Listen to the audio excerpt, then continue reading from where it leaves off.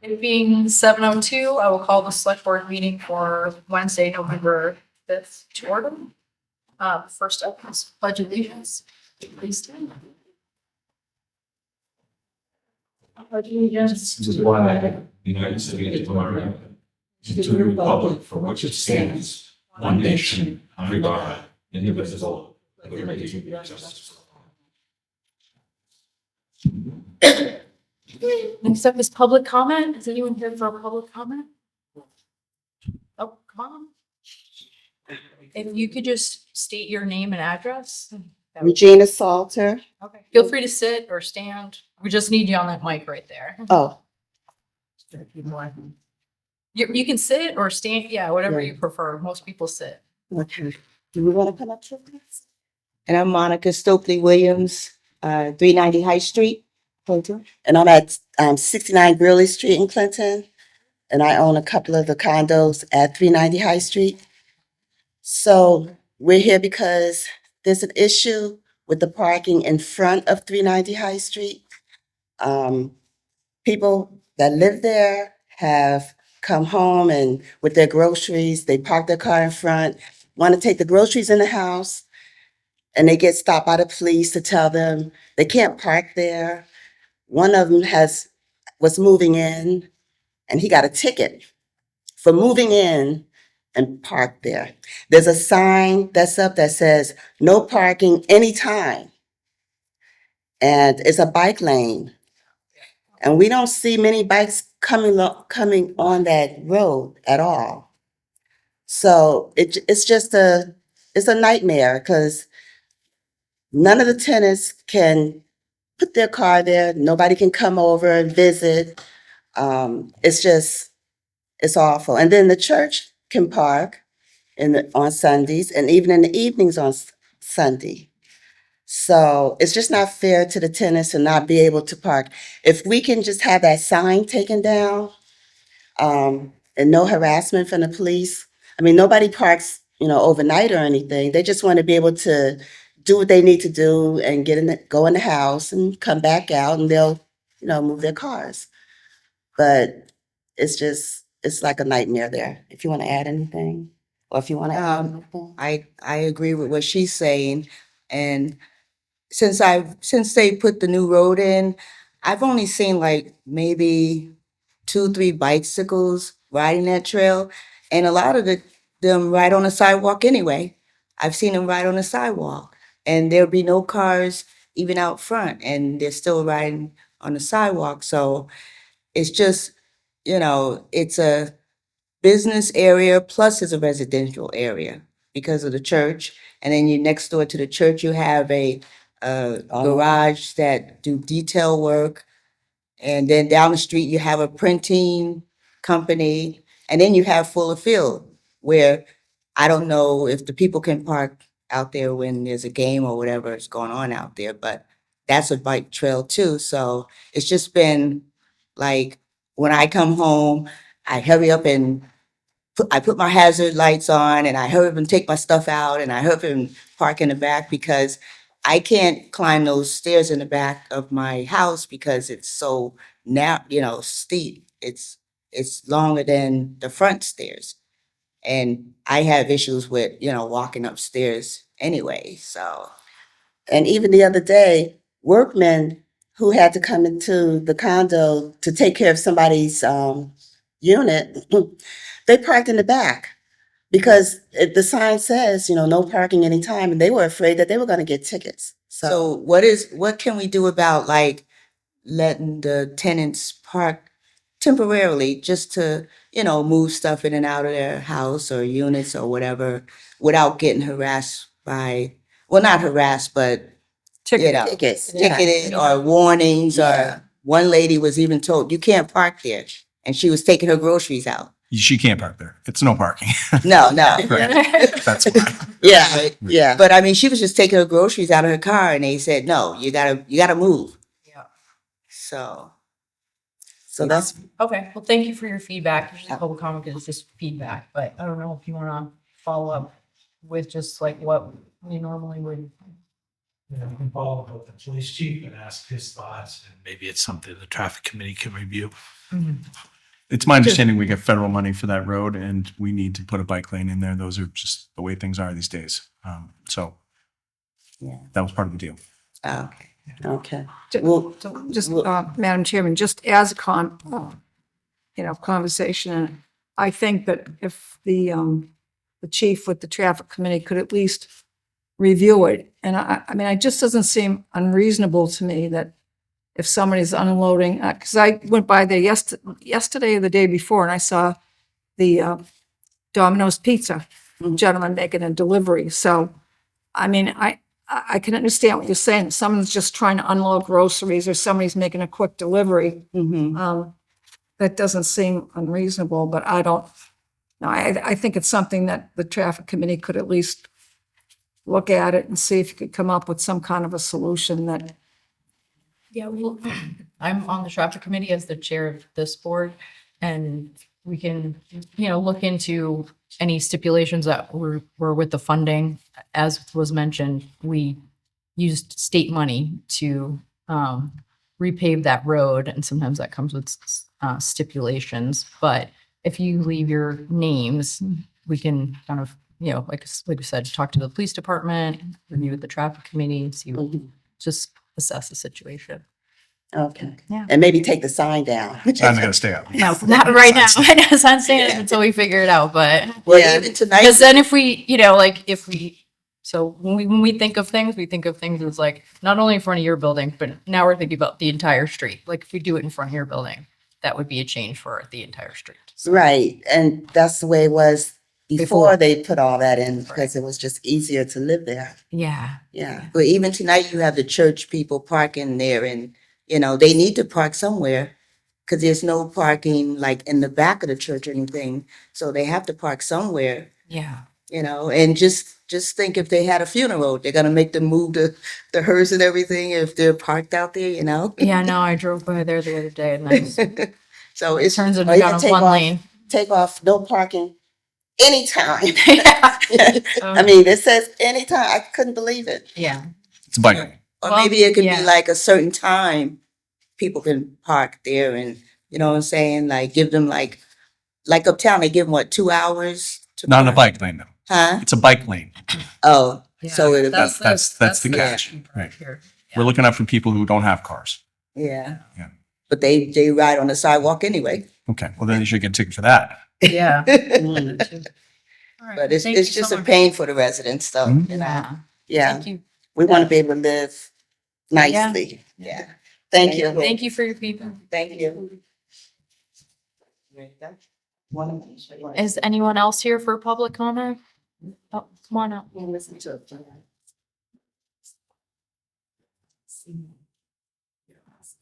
If you could state your name and address, please. Absolutely.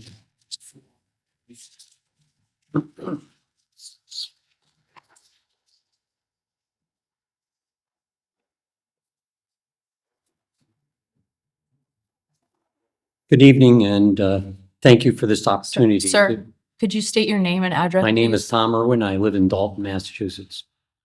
I'm sorry, Dalton, Yes. Okay. Thank you for this opportunity to speak about paint stewardship legislation that is presently before our state legislature. While I was a member of the Dalton Waste Management Committee, we were facing the same daunting crisis that Clinton faces. No landfill, having to haul our waste out of state despite rapidly increasing hauling costs and tipping fees. After a careful study of ways to begin addressing this issue, paint stewardship seemed like the perfect first step. And after physically visiting Vermont, New York, and Connecticut to confirm it was working well in the eyes of retailers and consumers, I became an advocate for this law. I'm neither a paid nor an affiliated advocate. The need for paint stewardship is to begin addressing the problem that results from Massachusetts generating 6 million tons of trash annually while only having capacity to burn 3.2 million tons. The remaining 2.8 million tons needs to be landfilled, with nearly most being hauled out of state at ever increasing cost. Product stewardship is an approach to begin reducing this burden that is endorsed by Mass DEP.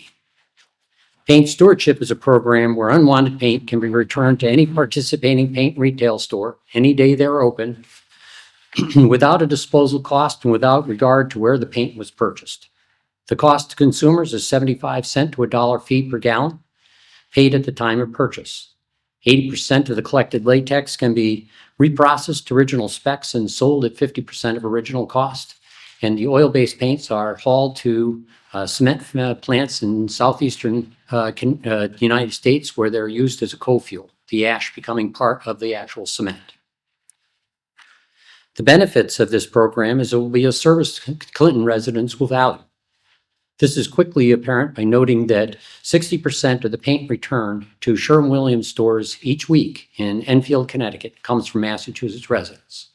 This is a common problem for any paint retail store that is within 10 miles of our borders in a state that has this law. It will present no cost to Clinton. It will decrease household hazardous waste costs by at least 50%. And the annual RDP money can then be used for other waste issues. And third, it'll be a model for future product stewardship legislation that will address additional larger items, including mattresses, solar panels, and packaging. Support for this legislation is broad. The MMA has testified strongly in favor of this law before the Environment and Natural Resources Committee. The Mass DEP calls out product stewardship in general and paint stewardship in particular in their 2030 solid waste master plan. And those legislatures appointed EPR commission has reviewed the paint recycling law and recommended to the legislature be passed by July 1st of 2026.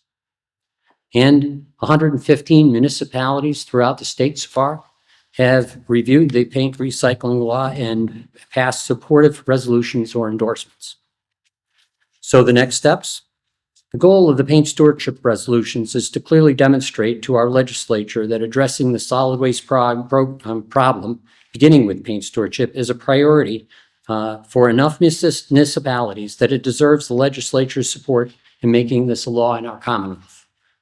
Therefore, with this goal in mind, and since Clinton residents will appreciate this law, and since this law will save money for Clinton, and since reducing waste is critical to our future, I respectfully request the Clinton Select Board put paint stewardship on an upcoming agenda to allow their consideration of including their support for this valuable effort. Thank you very much. Thank you. Thank you. Thank you.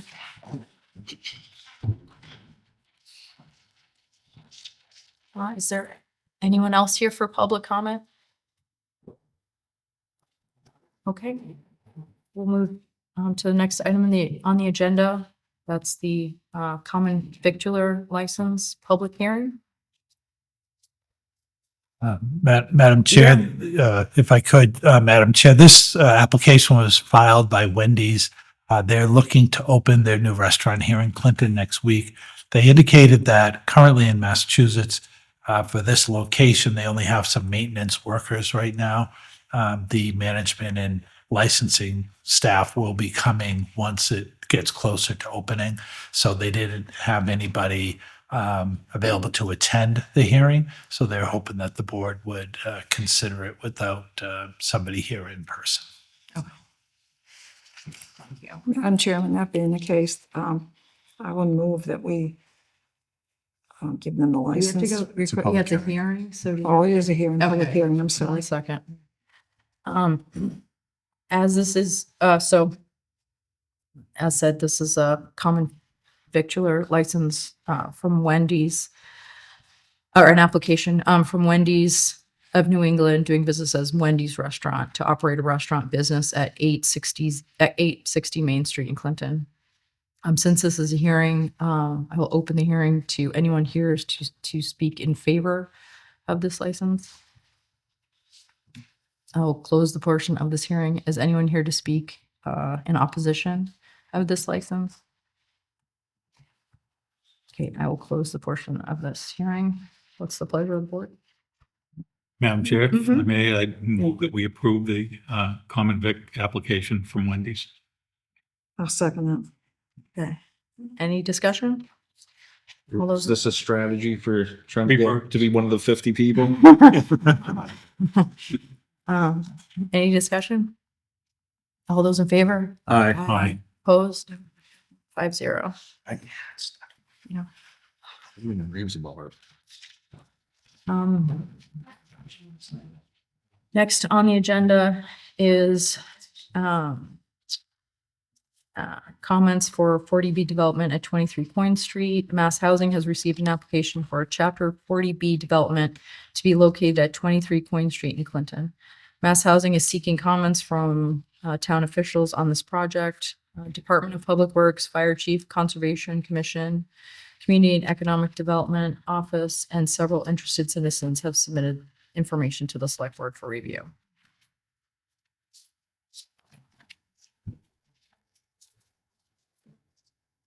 Are we just reviewing all the current submissions? Yeah, And I then- think it's just if the board would endorse sending those comments from all those entities. And if the board had any individual comments that we could write up, then we would just bundle the package and then email it to Mass Housing. Okay. Madam Chair. Yeah. I'll make a motion to endorse the sending of the comments received from both town and the public. Second. Any discussion? Yeah, just under discussion, Yeah. having walked the site the day that we all went and stuff, you know, on behalf of the town of Clinton,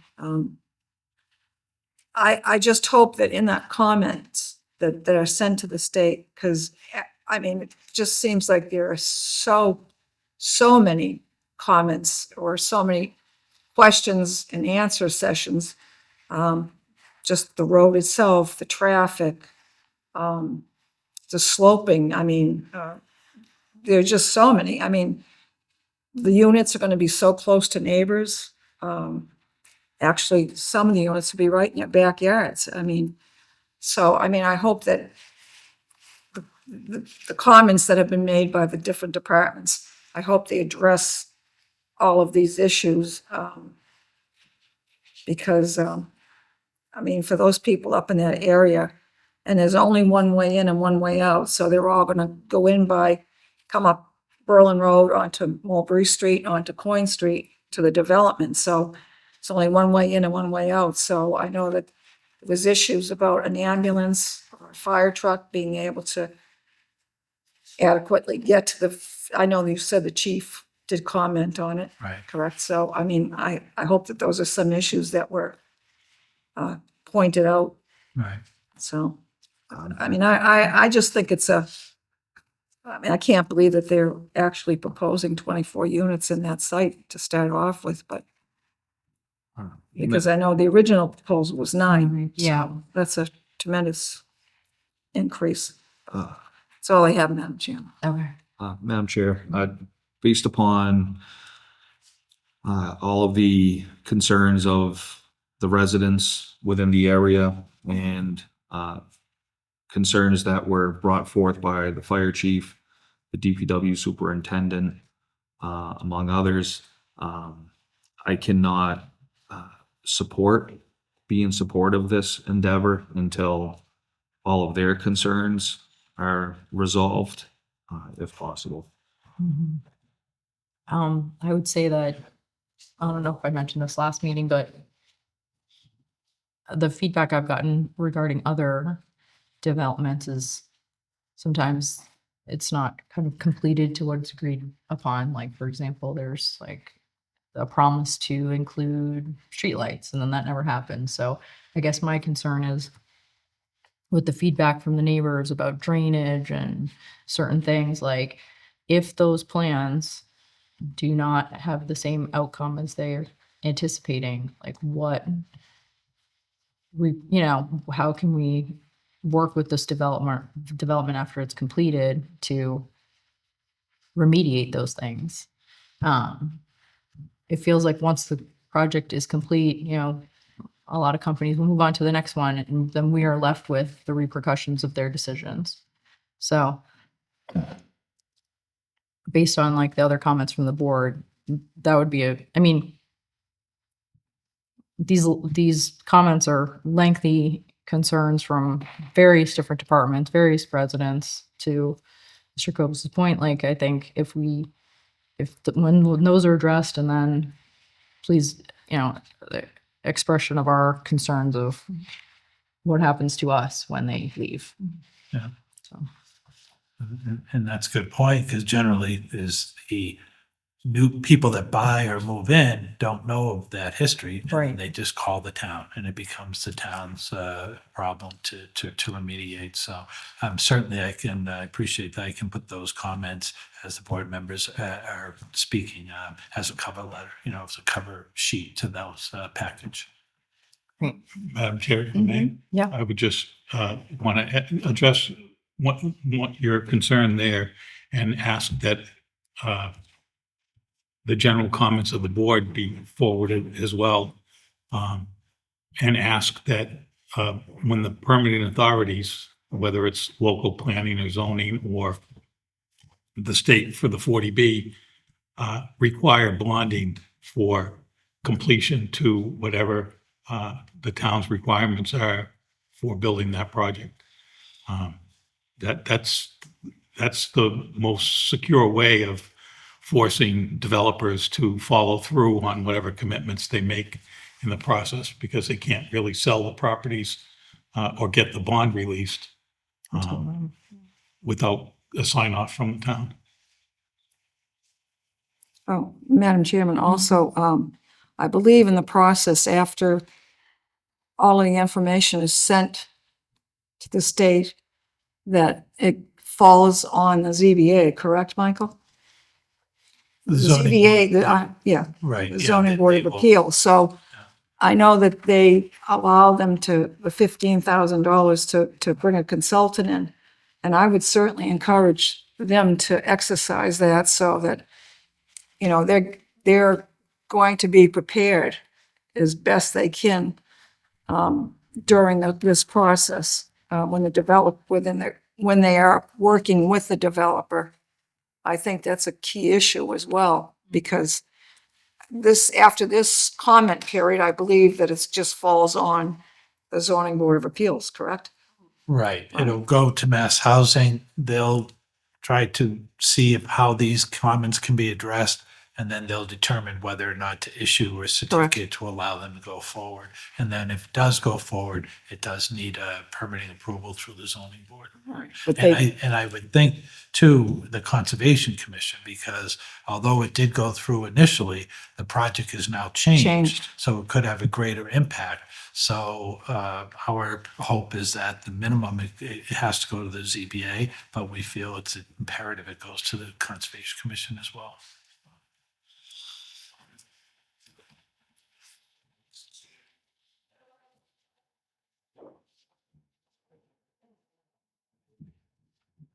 okay. I think was there a motion on the table too? Okay.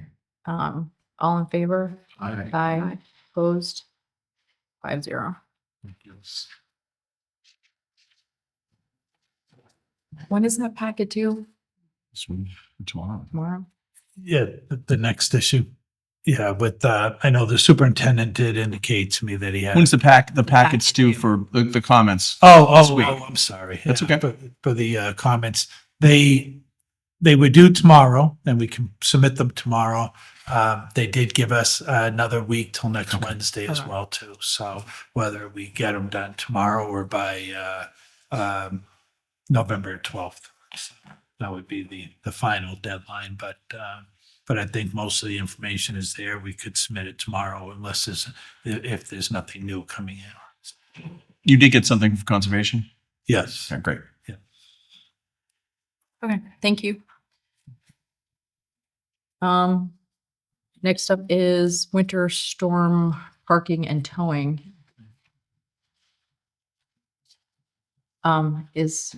Yeah, and Mr. Bartlett, I know, did have a previous commitment, so, we scheduled this to, start discussions if the board wanted to put some issues out there. He said he is available at the next meeting. If you want to continue it to start and continue, or to wait till he gets here, however the board would like to handle it. Madam Chairman, I would recommend we table it until the superintendent could be present. Okay. for us to pose the questions or any concerns we would have. Second. All right, all those in favor of tabling it? Aye. Aye. Aye. Next up is the town administrator report. Okay, thank you, Madam Chair. Just a couple of items that I just wanted to highlight. I know there was some inquiry about some updates on some software projects we're working on. So first off, the time and attendance project that we are implementing for employees for a electronic timekeeping. That is moving forward currently between HR and Treasury. They are completing all of the protocols for the different groups that have, it loads into the system what their available accrual on sick, vacation, all that gets loaded in the system, so it's automatic. So as the time goes by, the computer will calculate that, what they have to load in, what they have available, and then the accrual protocol is to every month what it accrues. So that'll all be automatic in the system.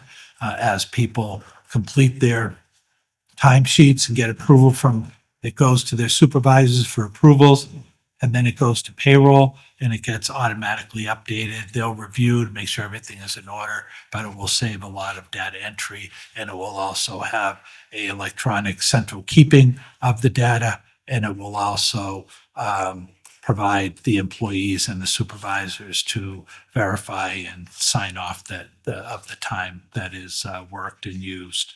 So they're in the midst of trying to finalize that over the next several weeks of all the data entry, and the hope is to have it in place for the first of the year, so the early January. So the other initiative, I know we've talked about quite a bit, is Munis financial software. The target date for implementation will be for the fiscal year, which is they indicated is the best start time. So we're looking to do that for July 1.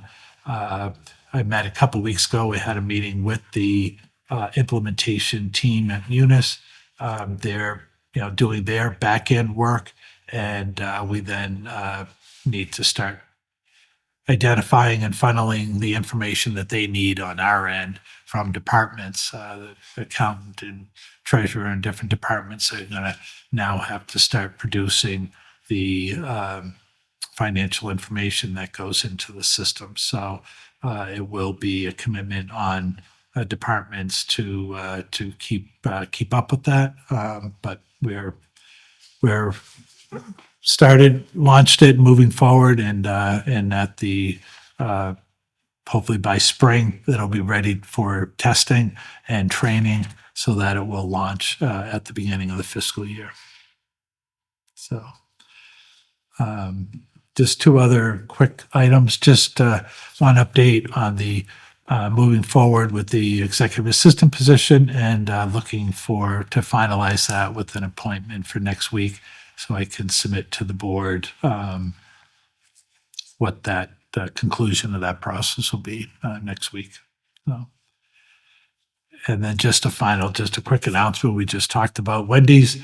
They are looking to have a ribbon cutting and opening for November 10th. They'll have a brief ribbon cutting ceremony at 11:30 next Monday. And then if all goes well, they'll be open for business going forward after that. So, and I'm still working with the development company for that whole project to see. They had indicated in August of coming in. They had to cancel. They did commit to coming back to the board at another meeting. So we're trying to see if we can schedule them to come in and talk with the board for an update as to how the rest of the development's going, what the timeline is, and expectation for opening of all the other units that'll be in there as well. So yeah, thank you. All right, there's no administrative business at this time. Next up is old and new business, Class 2 license task force recommendations. Madam Chair, what I'd like to do, I'd just like to pass out a new package the committee had worked on. This is for the board to review, and perhaps, if the board's comfortable, to be able to go forward with this new application for the renewal process. So maybe the board can review and then at next meeting, come up with any changes, comments, and hopefully to move forward with during the renewal cycle so we can use this form. But the committee kind of revamped the current form with the one that I put before you and the instruction sheet. Some of the major changes will be, first off, they're recommending a fee increase. It's $50, which it has been for probably 40 years. They're recommending to increase that to $200 a year for the fee. Each applicant, whether it's new or renewal, would be required to complete the application form. So currently, we don't require renewals to do that. So I think they felt that having a renewal form, it would keep all the information current and up to date.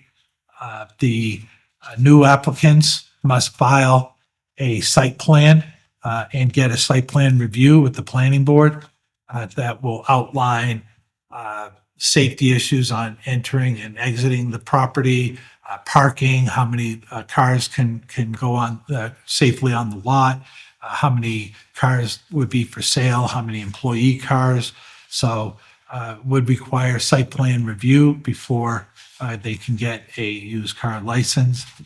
And they are asking that existing applicants at least submit, maybe not a full-blown site plan, but at least a GIS site plan where they can then enumerate on the plan where they're parking and how many spots they have and what their license requirements are so the planning board can do a general review and ensure that everybody is following what they feel would be the best practices.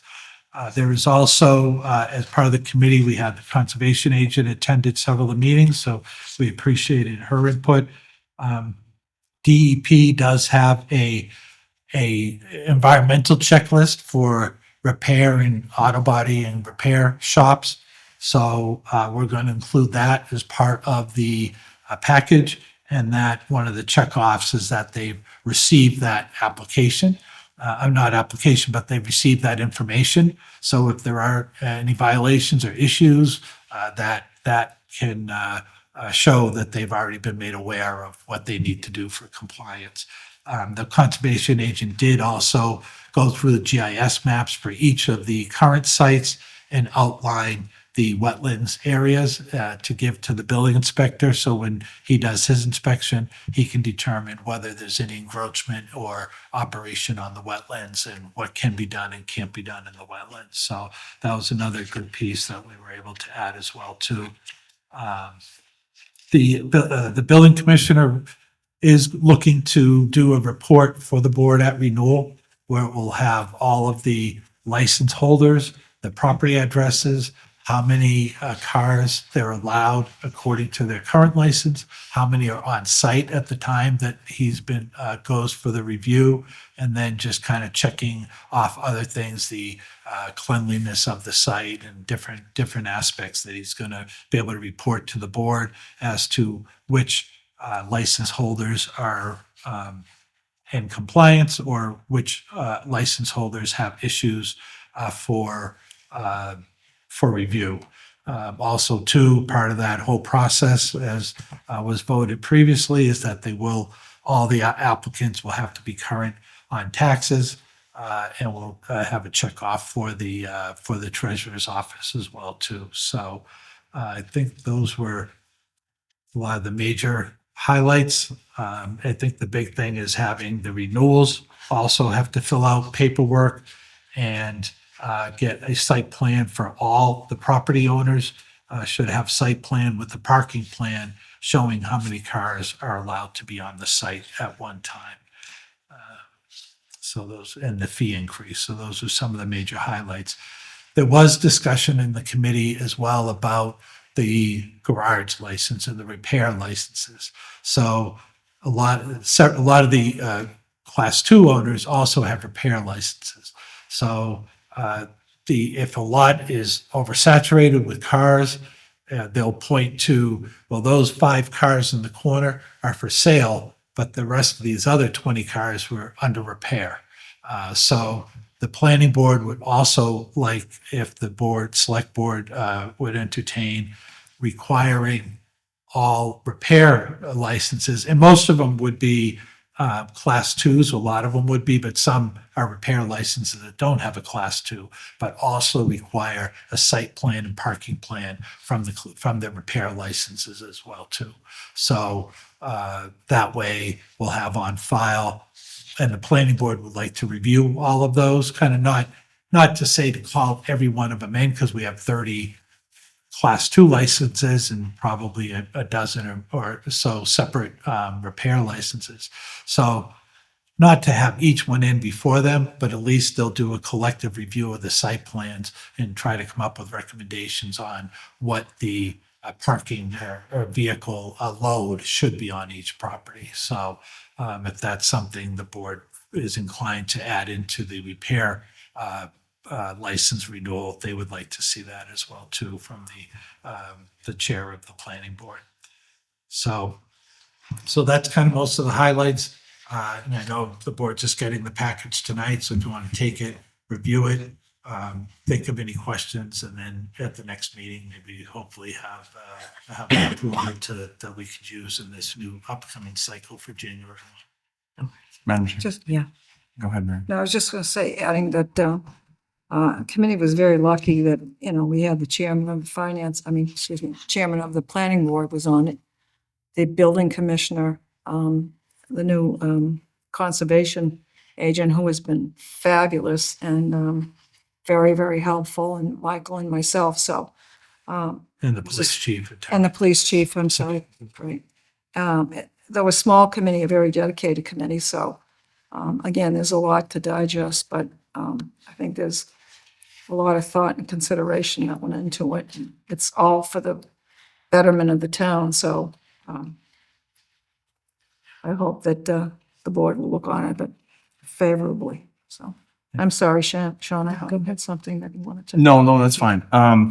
You said the current license holders are going to be asked for a site plan review. Is there any teeth in that, or is that a requirement, or we're just hoping they'll cooperate? I think if you make it a requirement of the renewal, I think we could do that. That can be part of it. Yeah.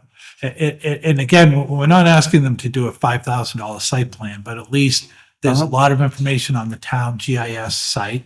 They can use that and download that or print that off, and then just kind of, even if they, for the first year, even handwrite where their employee parking is, where their displayed cars are, how many parking spots they have on the site, then that will give the planning board just something to go by. So certainly we don't want to burden the existing license holders, but we need something to review because we have existing lots right now where they're oversaturated with cars, and their rationale is, well, we're fixing all these cars and they're for repair.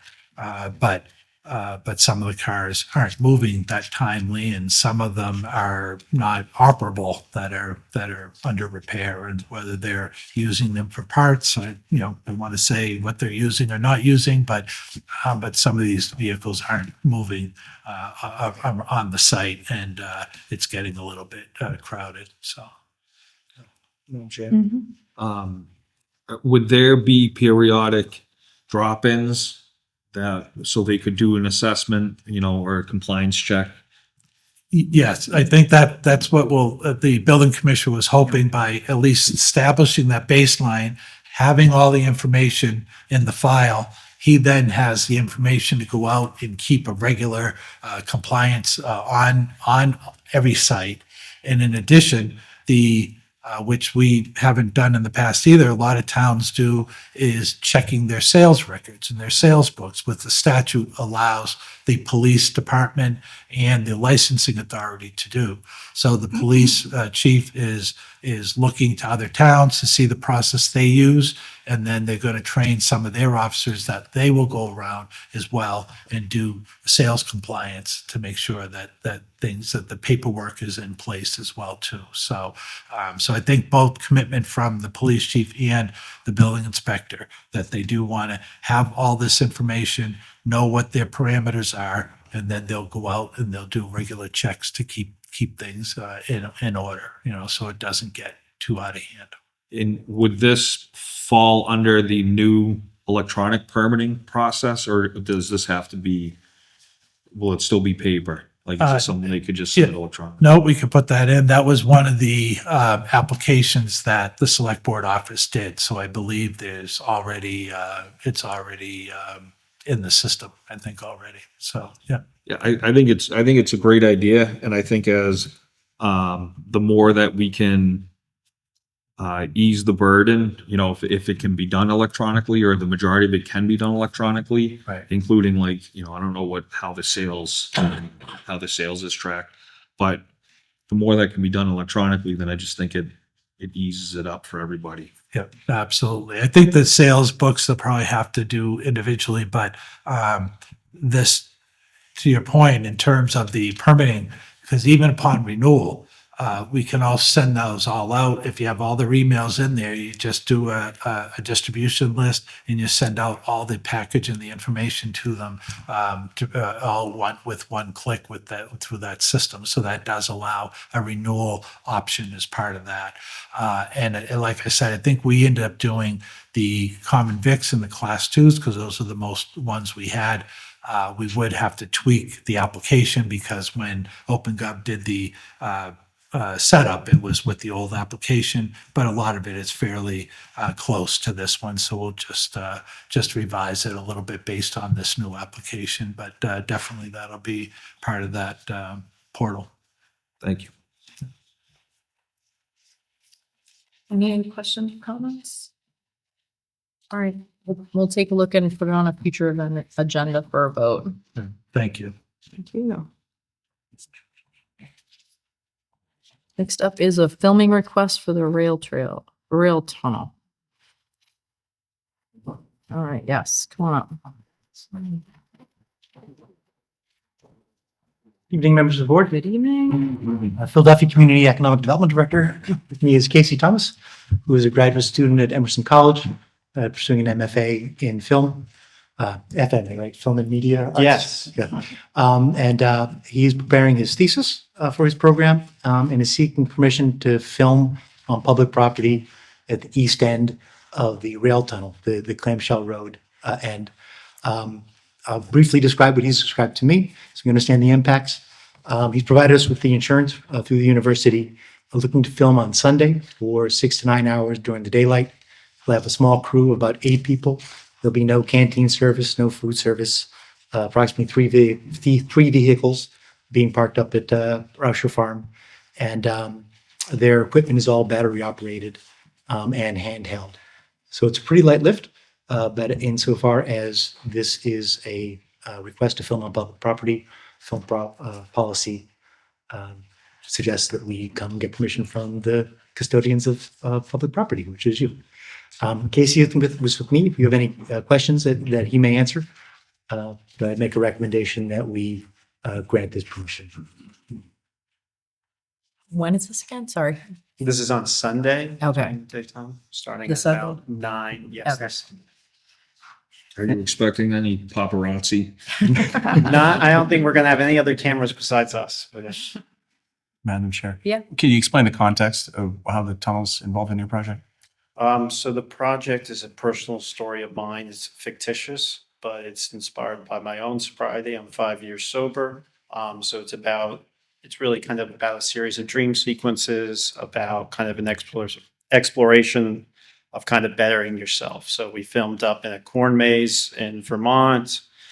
We filmed all around New England in different locations that are trying to externalize kind of that internal process of trying to get better. So when I thought of it, I think I came to the tunnel when I was a kid and thought it was a great location to shoot at. So it's kind of part of that dream-like journey. So character finds himself there at the tunnel and then tries to get to the other end of the tunnel. Awesome.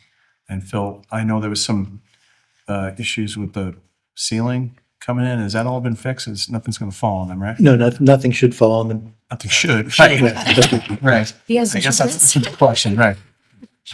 No, and I've reached out to, Does it? I've reached out to the two chiefs to understand if they have any concerns. I haven't been able to communicate with them, but we'll make sure that Safety first. chase them down. Yeah. We have to open they've requested that we open the yellow gate, so, and the fire department is the only people in town with keys with that, so I'll make sure, I'll continue to follow up with them and make sure they're okay, but it's a pretty light lift. Want everyone going home safe. The, just like we do for every request we have for filming, we ask that maybe Clinton gets a little acknowledgement in the credit scene of, At the end. hasn't worked yet, but we're trying there. It hasn't worked yet? Okay. No, I know. It will work for this. Okay, great. I think we were in, I know. Daddy's Home too, or. Yeah. I mean, Holdovers. But anyways, I'm gonna check the credits to, the clothing credits to one film. So, Okay. with Paul Well, let us Giamatti, know if it happens. with Giamatti. The yeah. holdover? I mentioned. No, okay. Okay. No? What? Wow. You know, it's funny, I was thinking about that, because they film mostly in private property in Clinton. Yeah. This is the holdovers. They shot this Yes. in Clinton. And there's this thrilling scene where they're driving into Boston. And the B-roll footage, three of the locations are in Clinton. Yeah. And I'm sure we all noticed that. Yeah. And I was rereading the film policy, but hey, I bet you they never paid us $100 for their B-roll footage. Nope. Madam Chair, I'll make a motion to approve the filming request for the rail trail on Sunday. Second. Oh, no, today's the 5th. No, I'm seconding. Oh, sorry. Oh. Trying to get the date. I don't know what the date is. Today's the 5th, 6, 7, 8, 9. 9? That's all right. Yeah. The hours, it was 6 to 9 hours, 6 to 9 hours. so as described. Okay. And Second. seconded. Any further questions or discussion? All those in favor? Aye. Aye. Good luck. Opposed? Thank you very much. Thank you. Thank you. Best of luck. If you need any extras, let us know.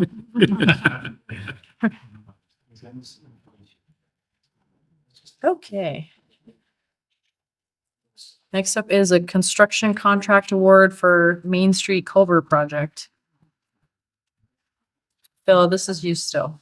Yeah, sorry. That's okay. Take On your advice of our, so we opened the bids for the Main Street Culvert project on Thursday afternoon. Very encouraging bid numbers. We had the apparent low bidder submitted a bid of $882,000. A project budget of $1.026 million. $760 of that funded by a grant, $268,000 funded by the town through the bond authorization that was approved by town meeting a couple of years ago for projects like this. The engineers requested that we table this. They're still reviewing the references and the bid elements. So they should have a recommendation to us by the end of the week, but didn't, as of yesterday, not have one provided. So respectfully request that this be tabled until the next meeting. Moving forward, because we have a bond, an amount that we're going to bond for this project. At some point, we'll have to finalize what that number is. I'd like to keep that number open insofar as we're going underground and we're not sure yet what we're going to find. So even though we're well under budget, we're very happy about that. Let's wait to see what we find out until we finalize that bond request. Okay. Thank you. Thank you. Anything else? No? I was gonna say, is there? Oh, yeah. Meeting with United Way Wheat on the status of the High Street project. Yes, Any so movement there? since our last meeting and discussion of this, I have been part of a meeting with United Way and their development team. We're trying to schedule meetings every other week to continue on this. But I spoke with Paul Mina, the director of United Way, this afternoon, and he said, tell him when to show up and he'll be here. So Okay. I don't know, I'm talking with Michael. I understand you have a fairly busy agenda, full agenda for the next meeting, but if you want him to come at the next meeting or the following, we can do that. Okay. Madam Chair, Yeah. at this point, I think we have 6 weeks No, a year and 6 weeks. A year and 6 weeks. Yeah. Okay, that makes me feel a lot better. Yeah. Okay. So, okay, perfect. So it has to be completed by then, so. Our funds have to be expended by then. Yeah. So it's, you know, our funds are only a portion of the programs. You could use our funds first. That's what we're saying. Yeah. Yeah, that'd be great. That'd be Okay. great. I think the sooner the better. That'd be awesome. Okay, well, just, if you can, once it's Yeah. arranged, just communicate with me and I'll get Paul. Thank you. Okay. Next up is module additions for OpenGov permitting portal. So I just wanted to continue on with the e-permitting. Kind of build upon that with, are there any other modules we can kind of start looking at if there are any departments that think they might have, they could benefit from it, whether, I know we've talked about dog licenses and things like that. But I didn't know if there's any of those conversations taking place, and if not, if we can kind of maybe get them going to see what we can add on. Sure, we could see what other modules are in there. I think they have a public works module. I mean, the ones that we ended up getting was the town clerk, the select board, board of health, fire department, and building department. So those are the 5 that we have. They built out 2 applications for each of those modules, but we can put in as many as we want. Just part of the initial price was that they would help do those 10 applications, but it's unlimited as to how many you want in there. So our office, like I said, we did the class 2 and the restaurant license because those are the biggest ones we have, but we have a handful of other licenses I would like to see inserted in there. I think the Board of Health did their food permit, and I forget what the other one was. Fire did a burning permit. The town clerk did do dog licensing in the town clerk. So those are already set up in the system. What we're at with the biggest one is going to be the building and permitting. So by hiring Gary Smith, he wanted to go through the training, which he did. So he felt comfortable with that. Going through the training, get everything ready to go, and then talking with the OpenGov people that were training him, they advised that once you launch, you should have everything in order of what you're going to do. So that's why he was in last meeting asking to adjust the fees so that they can now modify those applications with the proper fee process. And the hope is, you know, in the very near future that once he's comfortable, then we can go live and all of that's one link. So then that link will have all of the 5 modules on board. But we certainly can look to see what they do have a public works one. So we could see if there's anything in DPW that would be helpful, that maybe would be a higher volume type application, if that would be helpful. But, and I think they have some other public ones as well too. But I think the modules we do have, we can continue to add to the licensing. So as part of our current cost, we can put on more. I think building has electrical, mechanical, and the building department. But I know we're talking about adding the planning, zoning, conservation onto that as well too. And then if the Board of Health, I don't think they have septic, but if they wanted septics on there, so we can keep building it out. I think the key was we wanted to launch it, get people used to it, get the departments used to processing them, and then we could start adding more applications once everybody's comfortable. Like, would there be a possibility of, say, like with Old Home Day, that like, is there something that could be added under, whether that's select board or whatever department? So then that way it reduces the number of people coming in to make payments. Sure. Yeah. Anything that's a form that you can put on electronic. Yep. So if probably, like you said, probably most likely the select board, but we could just add that as a new form. And it's just a matter of building it out. Okay. What's the information you're looking for? What's the process of step 1? It's kind of a if then, step 1, step 2, step 3, and then it goes through the whole progression. So then at the end, it'll have a template permit or license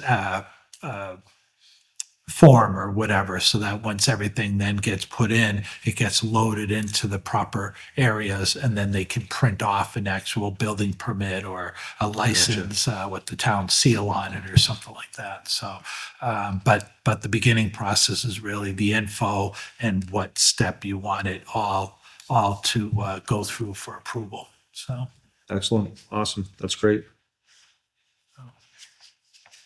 Thank you. thank you. Apologies if I missed this, but you said we were committed to 10, 2 from each department. If we add more to it, is there like additional costs related to that? Not if you add licenses. If there's a module that's already there and there's a license in that module, that, you know, like a template or license that's considered part of that module, that can be unlimited for the same price.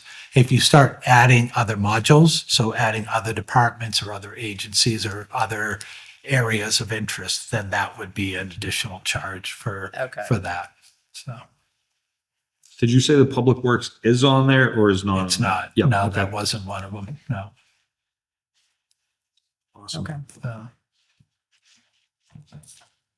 Great.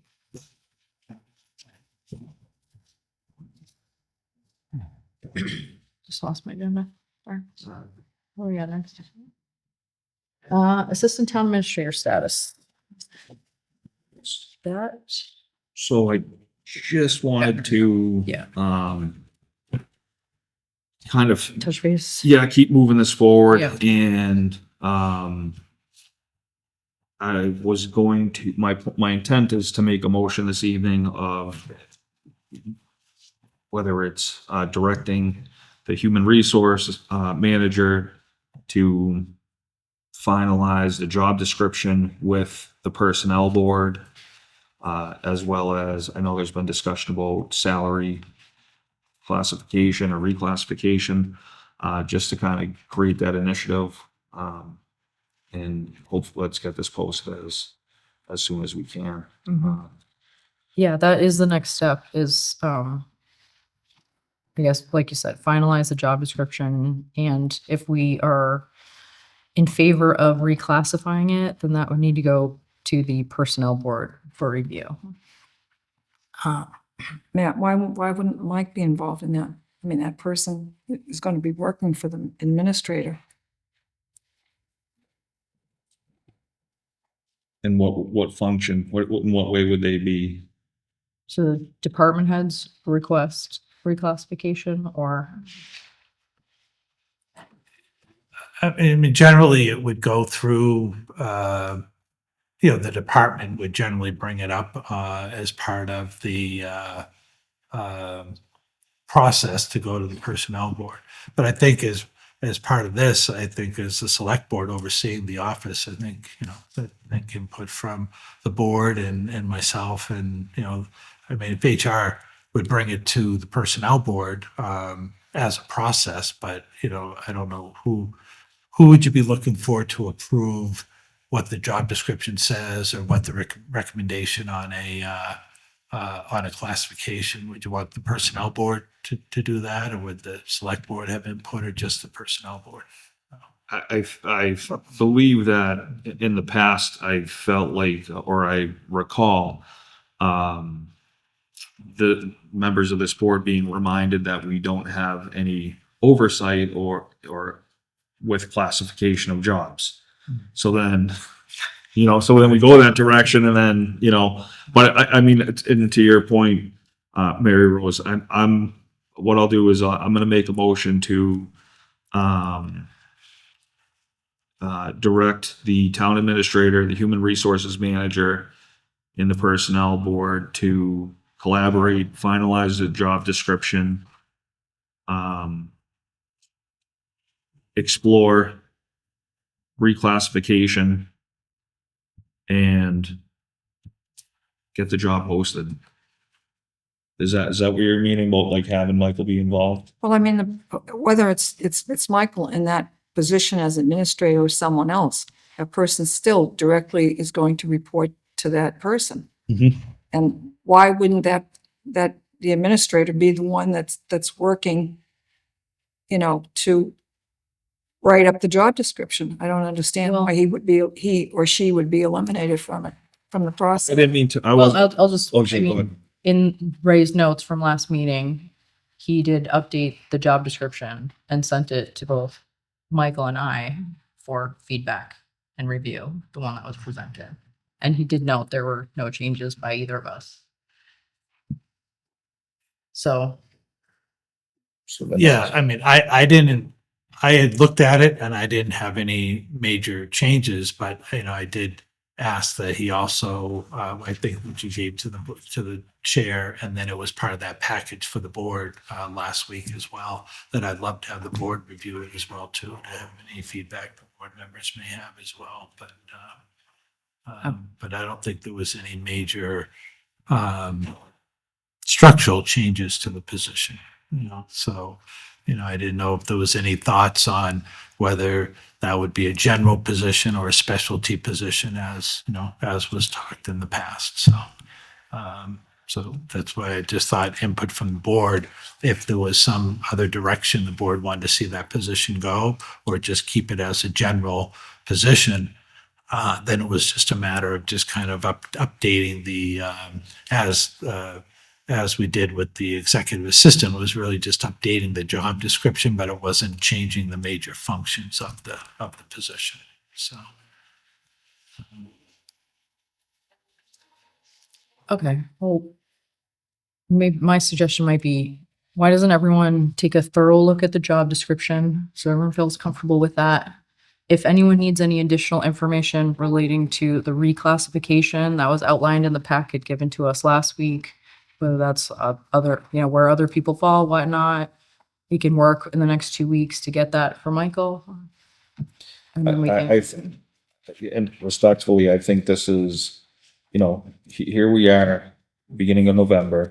We're in the same exact spot we were, I feel like last April or April, May, whatever it may be.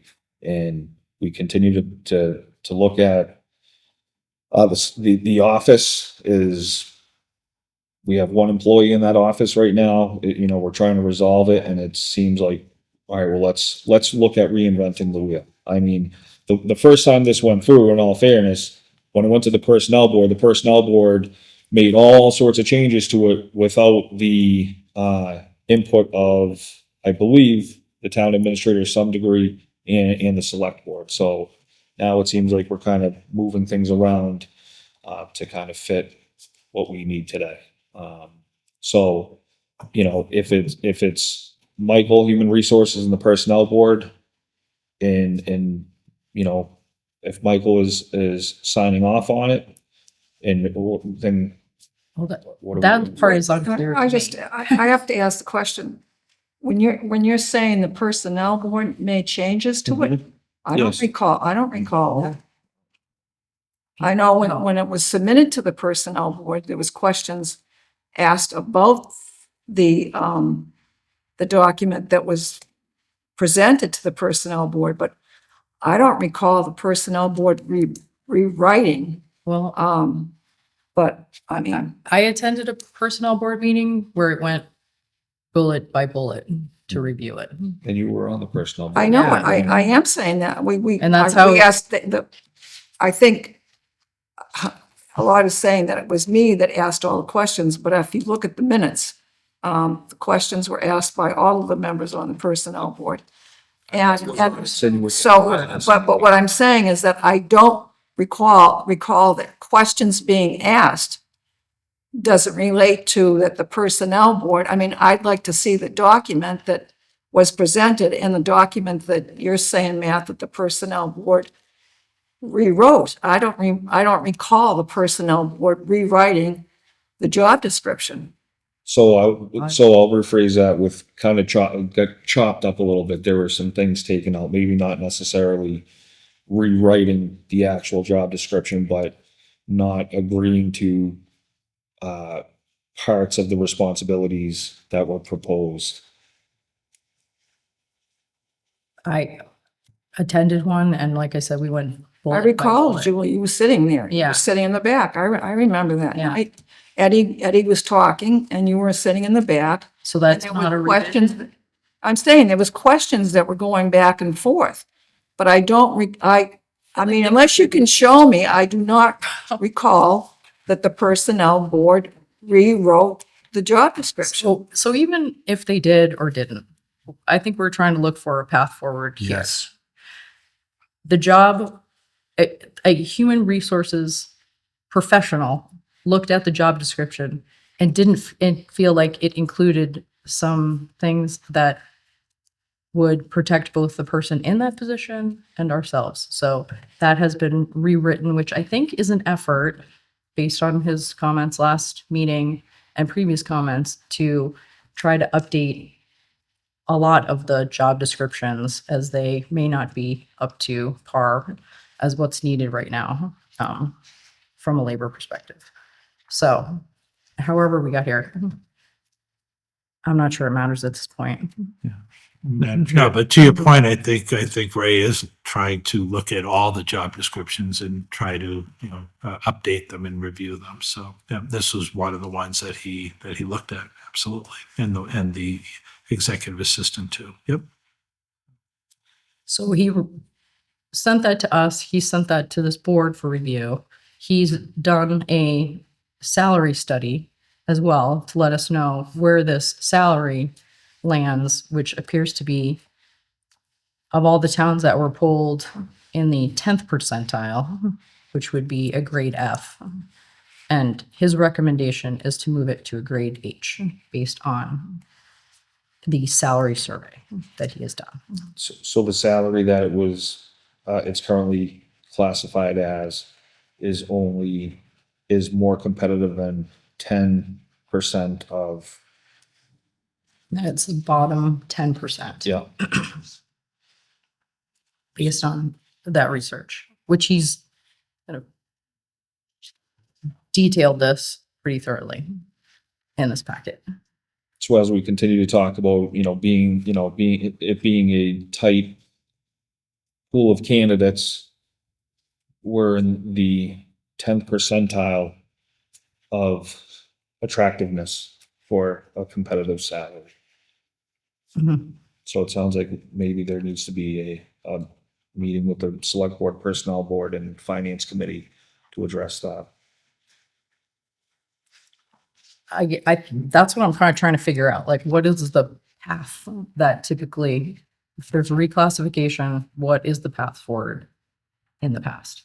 Is that just an endorsement by us and then, or not, or? My opinion, I feel most of the time you would have a department head going to personnel board saying, I want to change this job. And then the personnel board would determine whether the job description, what the reflection of the duties that the department head feels should be changed. If the personnel board feels that's warranted, and then they would determine what the classification is for that position. So that's normally what most departments go through. But most departments don't have a board. So the people in the select board office work for all of you, for the select board. So if that is going to go through a process of revamping these jobs, I think the select board should be aware and have the ability to have an opinion on it. So that's all. Madam Chair, is there currently under consideration in Ray's report, reclassification of that job? That would change us from being in the 10th percentile to something better than that? Is that what the reclassification would accomplish? Yes. It would make it, more in line with what other, so if you are someone who is looking for an assistant town position or an assistant town administrator position, or you have that job, your pay would be in the 10th percentile. So if someone's looking to move, or then they would be in that lower bracket. Right. So does that? He's not recommending a pay cut. No. No, but he's recommending something better than the 10th percentile. Correct. Okay, Like 50th percentile average. average. Yes. In my opinion, I believe that's the direction we should be going in. I think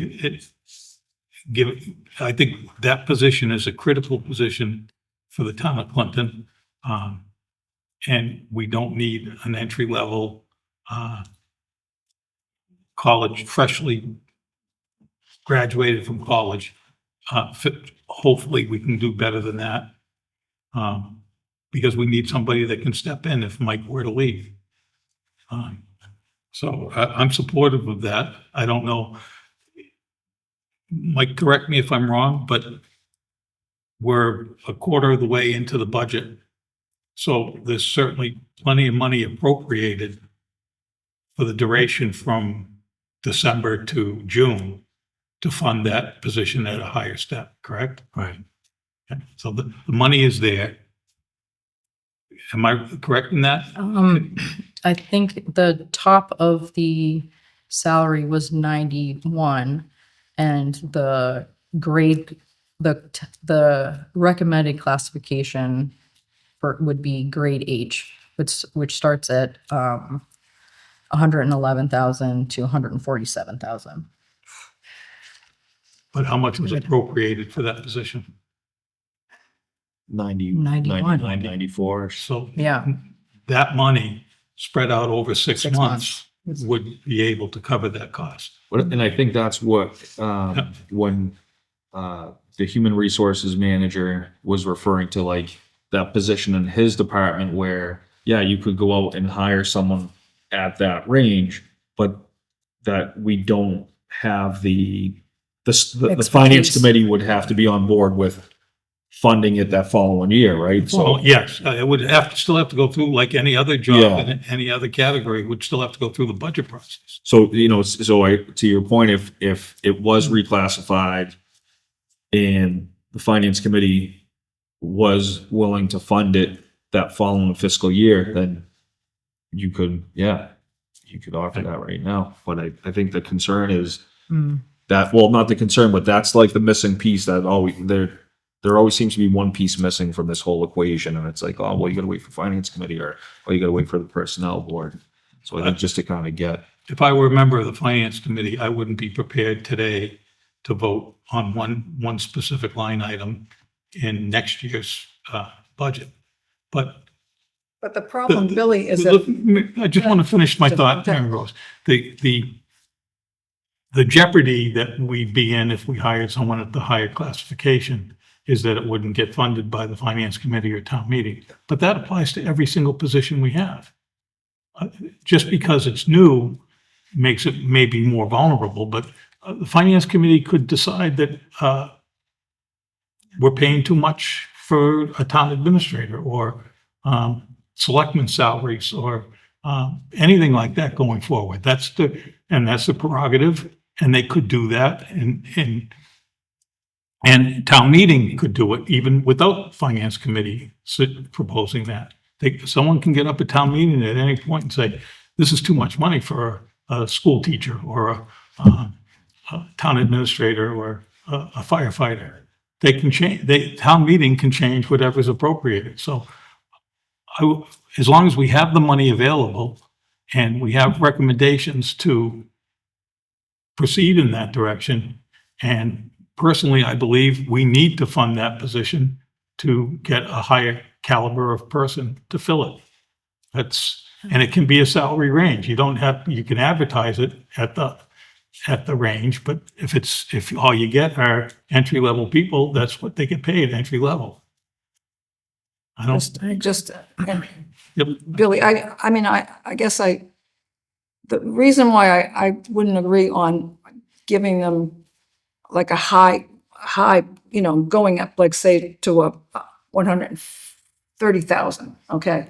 I think the process of how we do our budgets is, let's just say, for some reason, the finance committee did say during the budget process, I think that's way too much money. I think if that salary was paid 110 or 115, and that's what we as a finance committee, what do you then do that this person now was hired at that salary and the finance committee, if it goes disapproved and they go to town meeting, that's a hell of an embarrassing situation.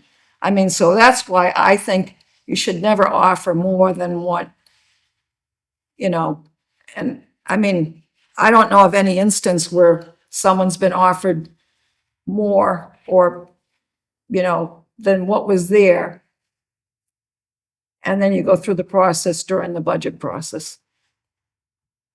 I'm not saying, if you went from like 91 and you went to 110 or something, but I think that if you were looking at the 147 or whatever, 140 something, I don't know. I just think that's a tremendous amount of money without approval of the process during the budget period. And that's just my opinion, and whatever way the board goes is fine, but I just think that, it's, we always had a process the way we do it, but whatever way.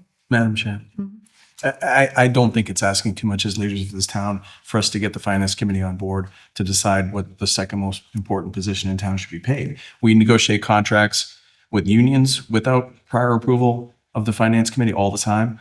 And I think it's irresponsible to offer someone, first off, it's farcical to offer somebody a contract without a guarantee that they're going to have a job or be paid in 6 months. No one's going to take that job.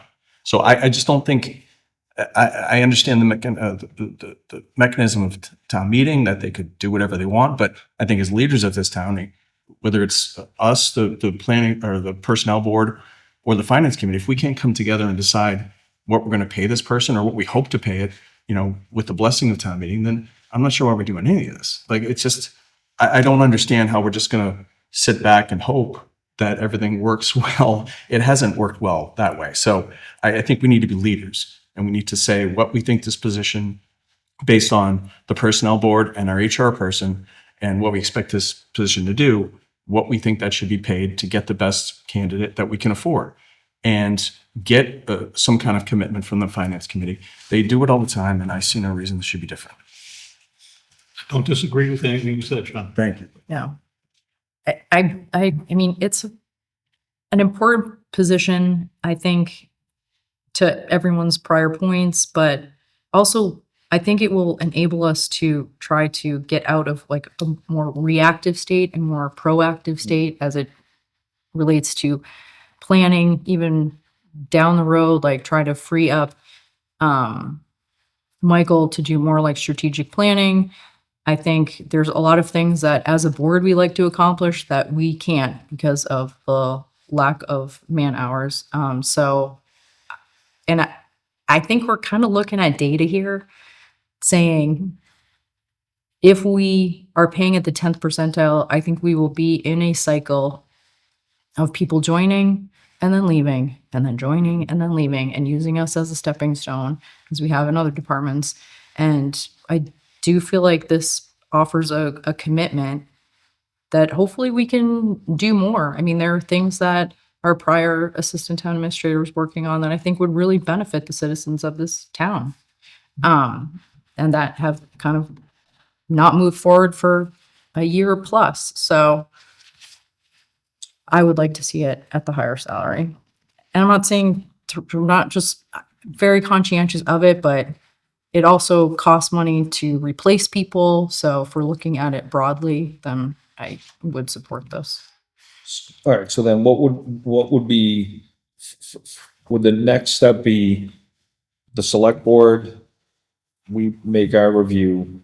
Can we have the finance committee and the personnel board at our next meeting to then discuss approval of, if we're going to approve the job description and the reclassification, at least everybody's in here. But because otherwise, if we're going to wait 2 weeks to figure out, like, is everybody on board with this job description? And then as we're seeing, it's just the weeks apart, they're flying. So I'm all in favor of that. And if it comes down to this board having a chance to review the job description, if the finance committee can meet or the personnel board can meet and then get together. But really this job, it would be great for this job to be posted before December 1st. Yeah. Agreed. All right. So I will reach out to the chairs of those committees and propose that and see what they say. One has already indicated they're happy to accommodate us as we make our decisions. So we'll take the temperature of them both. So is there anything further that initially I had made the motion about having the town administrator, human resources manager work with the personnel board? I mean, are we just kind of, I mean, I think we can approve the job description, but I think the real meat of it is the reclassification. Can they get going on that while we, assuming there's not going to be major changes to the job description? We can vote on the jobs. I apologize. I forgot what your motion was, but we can vote on moving forward with the job description just to move it. Can we run concurrently? I don't know. I mean, What, yeah, I guess if we, Can we review Yeah. on our own time and ask them about, assuming this job description doesn't get a major overhaul, working with the draft that we have to get it in range for reclassification over the next 2 weeks, so we don't burn those 2 weeks again? yeah, so that was what my Okay. motion was, to have the town administrator, human resources manager and personnel board work on that. work on the finalizing the job description and classification. Second. All right. Any further discussion on that? All those in favor? Aye. Aye. Opposed? 5-0. Okay. Next up is short-term high street parking bans. Madam Chair? Yeah.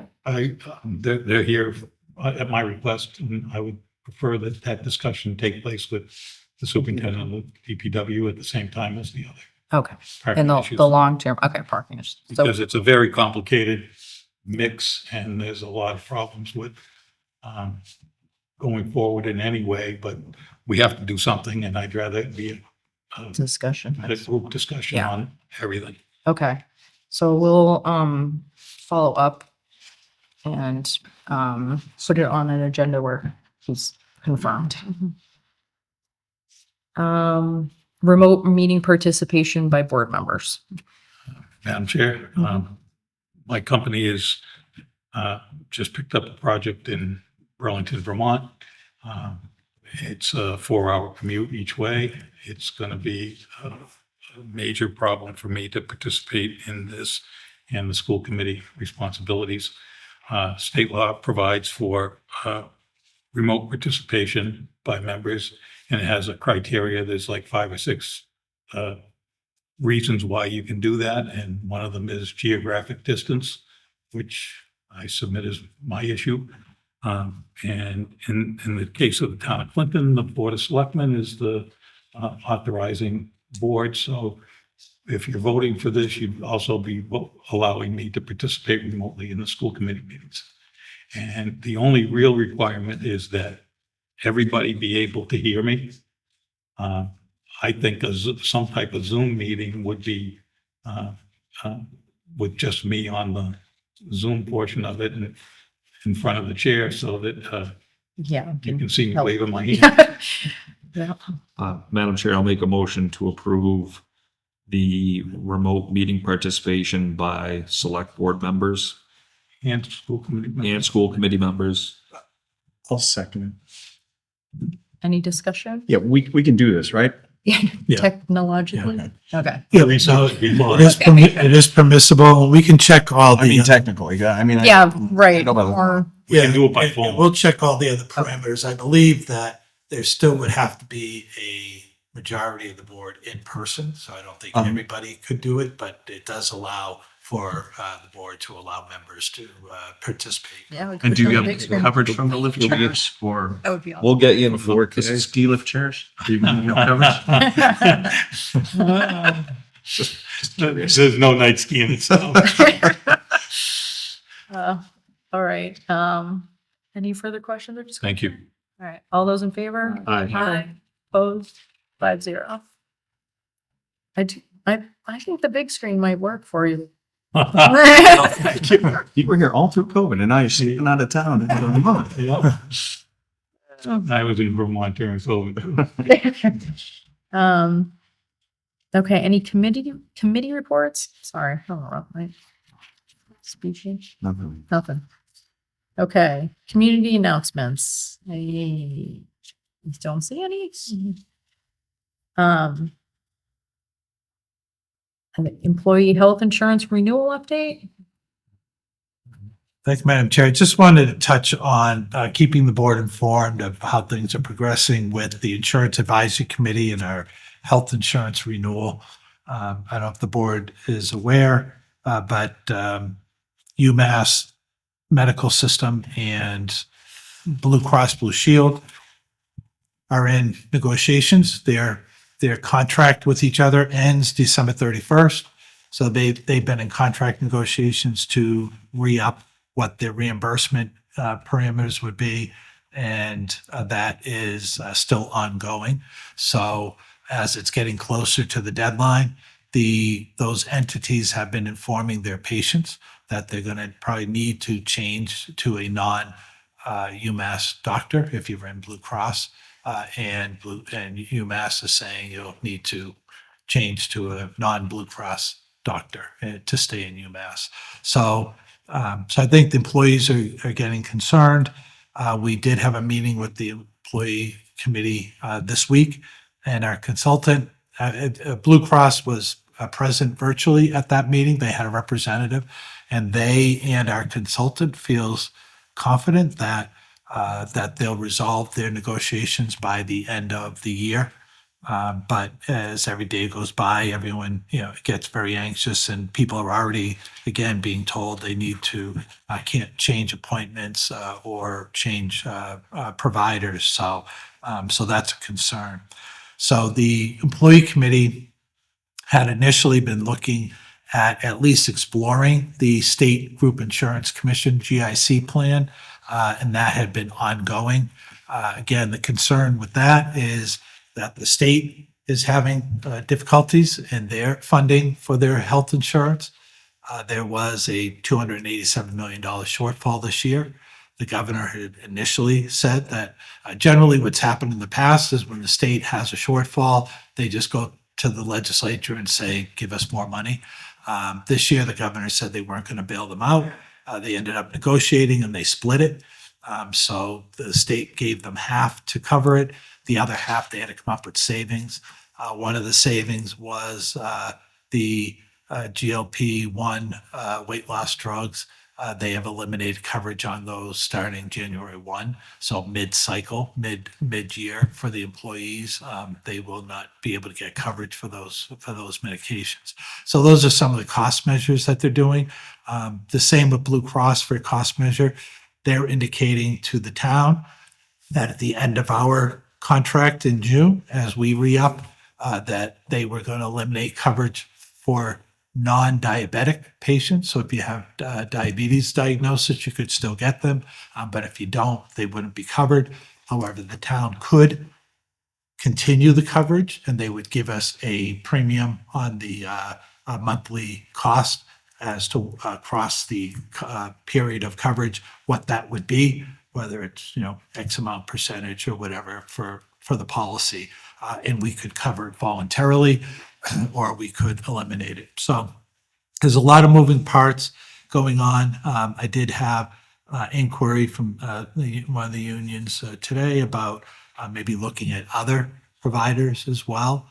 So we'll instruct our consultant to do that, which I've already sent him an email today asking him to look into that to see what else is out there, whether it's the Maya Consortium or Harvard or other group purchasing agreements.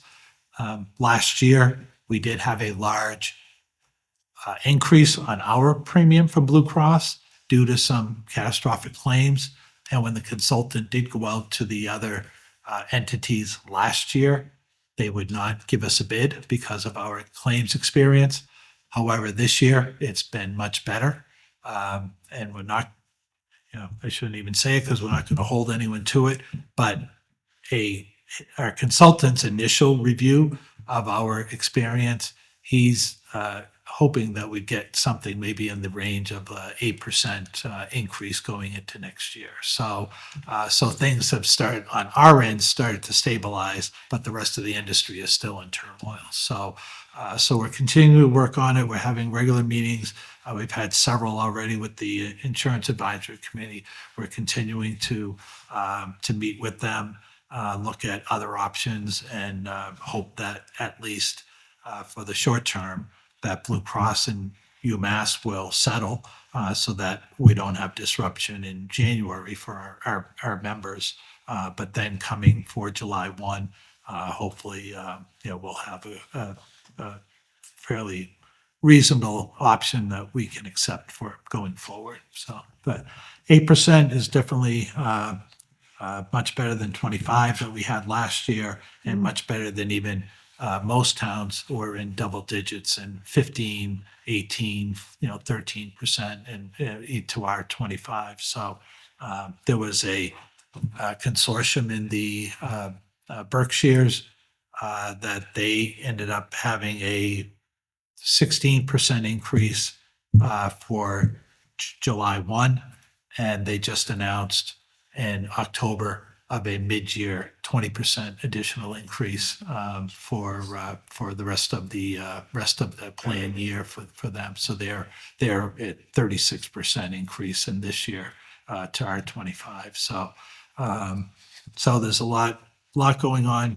A couple weeks ago, I was at a forum that MMA sponsored just on this topic, and they sold out. So every community is really nervous and as to where things are going on this. So I at least want to let the board know. And again, next meeting we'll hopefully have more information that I can share, but I want to kind of keep that on the radar. Madam Chair. Is it possible to see, whether it's the last 3 to 5 years of what GIC's rates have increased annually, and then compare that with the carriers we've been using, what they've increased annually? There's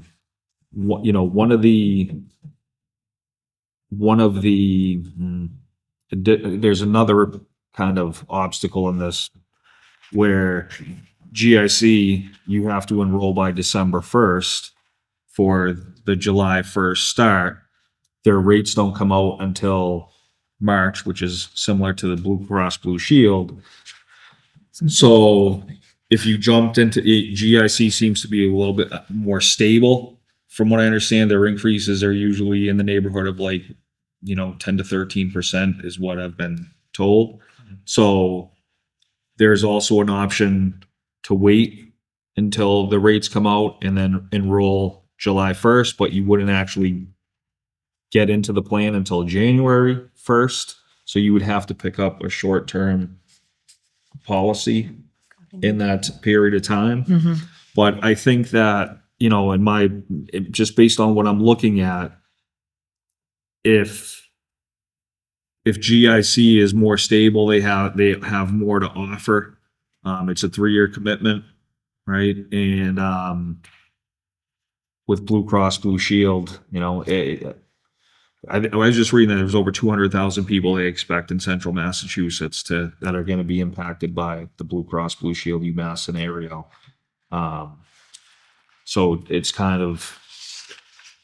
Yeah, no, you're right. We certainly can do that analysis, and you're right. It's a major impact, but I think because of those numbers, they're going to come to some agreement. I mean, there's too much at stake for the hospital and Blue Cross to not come up with something. Again, what we were told is last year UMass was negotiating with Harvard Pilgrim, and they settled on December 28th, and that there was a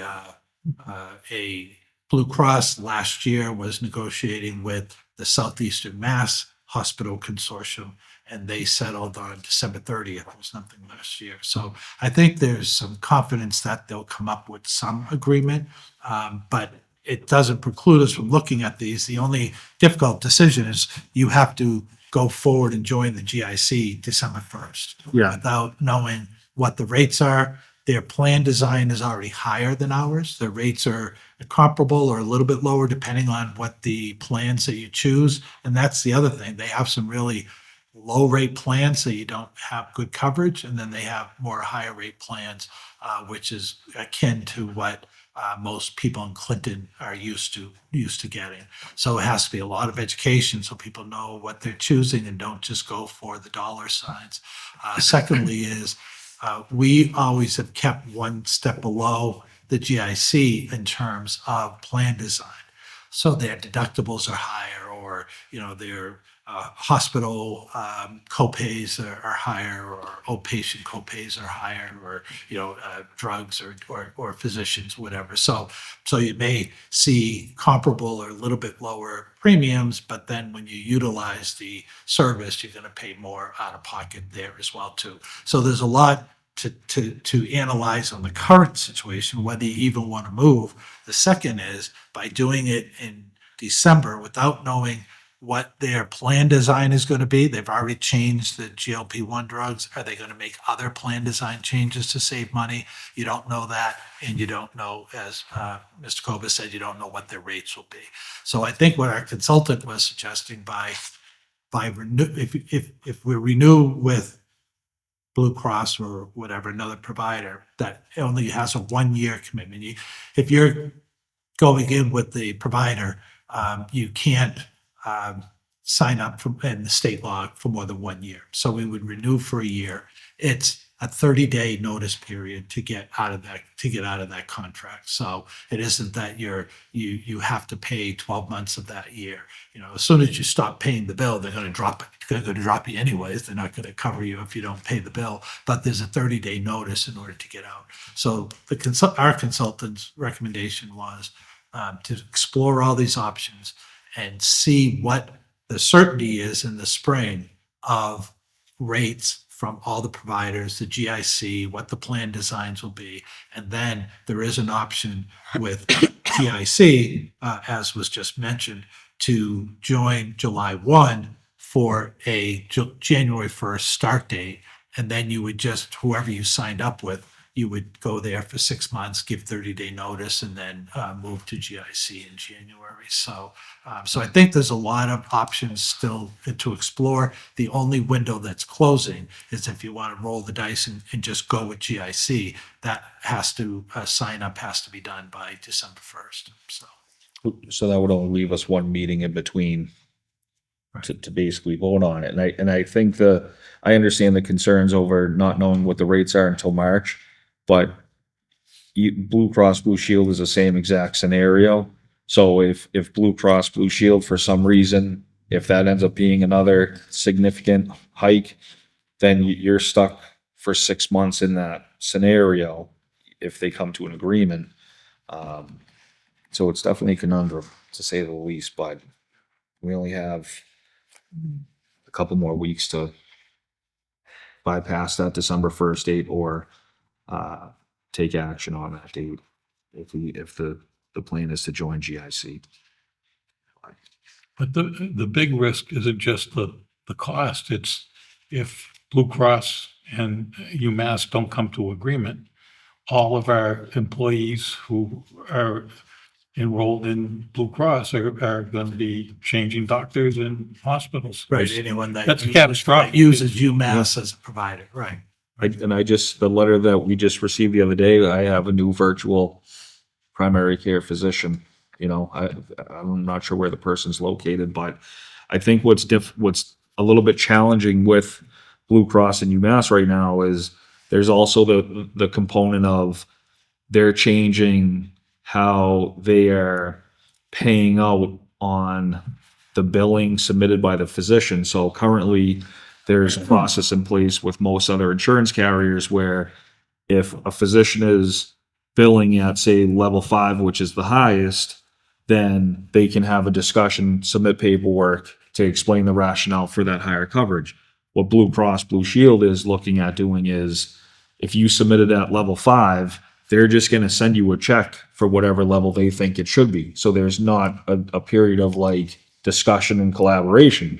So I think that is a little bit different. That adds a whole other context to this because it's not only just the financial side of coverage, it's also the physician side of do they want to do business with Blue Cross Blue Shield in that system. So I don't know. Hope is not a Plan, yeah. that's not a constraint. Yeah. But anyhow, I can only lose so much more sleep over this thing before something's going to happen.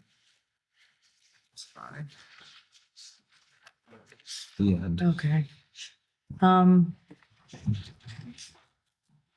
Next on our agenda, we will be leaving open session and moving to 2 executive sessions. The first, and we will not be returning to open session.